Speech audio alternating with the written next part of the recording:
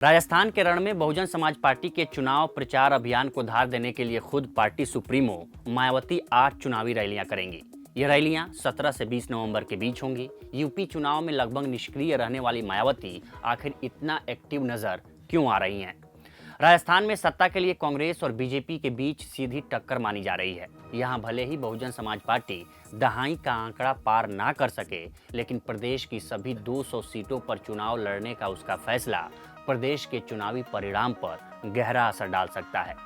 ऐसे में हम समझने की कोशिश करेंगे कि चुनाव दर चुनाव खराब हो रहे बीएसपी के प्रदर्शन को राजस्थान आखिर कितना उबार पाएगा। इस वीडियो के जरिए ये भी जानने की कोशिश करेंगे कि प्रदेश में बीएसपी का किन इलाकों में ज्यादा प्रभाव है और किन सीटों पर बीएसपी ज्यादा फोकस करने वाली है।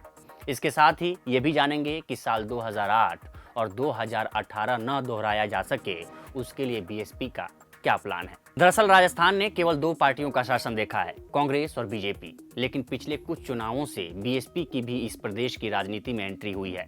बीएसपी ने भले ही प्रदेश की राजनीति में कोई मुकाम हासिल न किया हो, लेकिन चुनावी परिणाम पर असर जरूर डाला है। यानी कह सकते हैं कि कांग्रेस और बीजेपी के वोट बैंक में जरूर सेंधमारी की है। सवाल नंबर 1, क्यों सक्रिय हो गई है मायावती? हाल के चुनावों में बीएसपी सुप्रीमो मायावती की बढ़ती सक्रियता को जानकार साल 2024 के लोकसभा चुनाव से जोड़कर देख रहे हैं। जानकारों का मानना है कि यूपी, जहां बीएसपी कई बार सत्ता में रही, वहां मायावती निष्क्रिय दिखी, जिसकी वजह से वह एक सीट पर सिमट कर रह गई। लेकिन अब उनकी सक्रियता बढ़ी है। उसके पीछे साल 2024 का लोकसभा चुनाव है, जहां अपने भतीजे को सेट करने की कोशिश करेंगी।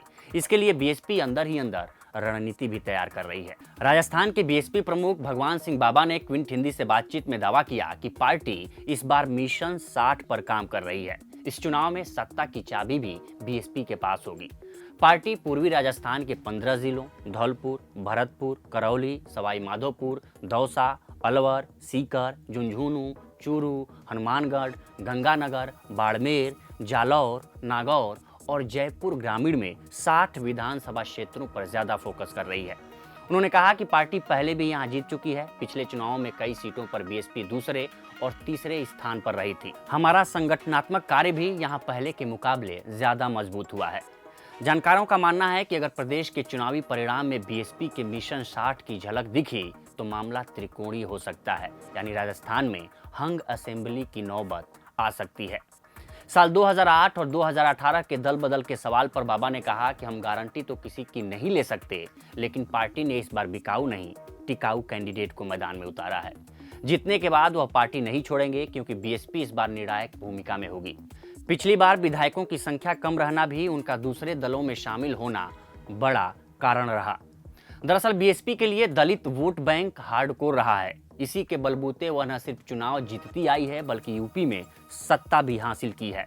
लेकिन यह विडंबना ही रही है कि साल 2018 के चुनाव में राजस्थान की 34 एससी रिजर्व सीटों में बीएसपी एक भी सीट नहीं जीत सकी थी। इन 34 एससी रिजर्व सीटों में से सबसे ज्यादा 19 पर कांग्रेस ने जीत दर्ज की थी, 12 सीटों पर बीजेपी ने कब्जा किया था। इसके अलावा 2 सीटें आरएलपी और 1 सीट निर्दलीय के खाते में गई थी।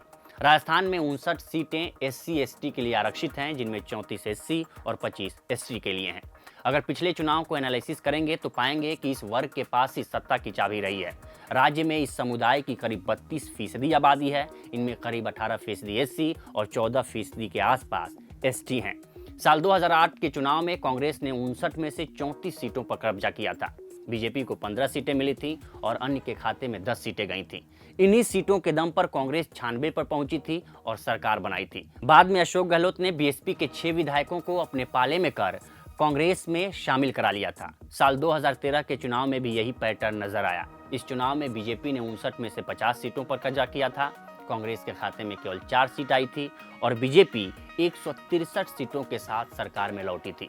2018 के चुनाव परिणाम देखेंगे तो कांग्रेस ने 59 में से 32 सीटों पर कब्जा किया था और बीजेपी सत्ता से बाहर हो गई थी। यानी कि जिधर एससी एसटी वोट बैंक गया, उधर सत्ता गई।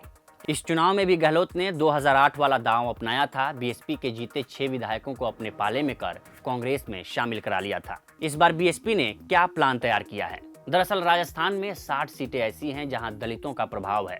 इन्हीं सीटों पर बीएसपी ने अपना फोकस किया हुआ है। बीएसपी ने अपने लक्ष्य को हासिल करने के लिए गांवों पर फोकस कर रही है। इसके लिए उसने बीएसपी चली गांव की ओर भी अभियान चलाया। जानकारों का मानना है कि बीएसपी की चुनावी रणनीति दलित वोटर्स को पूरी तरह काबू में करने की है, ताकि कांग्रेस बीजेपी प्रत्याशियों के वोट बैंक में सेंधमारी की जा सके। बीएसपी प्रदेश अध्यक्ष भगवान सिंह बाबा ने कहा कि पार्टी भरतपुर, धौलपुर, करौली, अलवर, दौसा, चूरू, झुंझुनू, हनुमानगढ़ और गंगानगर सहित 9 जिलों की 60 सीटों पर ज्यादा फोकस करेगी, क्योंकि हमने पहले भी इन जिलों में सीटें जीती हैं। सवाल नंबर 2, मायावती की सक्रियता से किसे फायदा और किसे नुकसान? अगर पिछले चुनावी आंकड़ों को देखें तो 25 सीटें ऐसी रहीं जहां बीएसपी तीसरे स्थान पर रही और बीजेपी कांग्रेस के जीते प्रत्याशियों के वोटों का अंतर बीएसपी प्रत्याशी के मिले वोटों से कम था। इनमें 10 सीटों पर कांग्रेस और 14 सीटों पर बीजेपी दूसरे स्थान पर रहे। इसके अलावा 1 सीट पर आरएलटीपी दूसरे स्थान पर रही।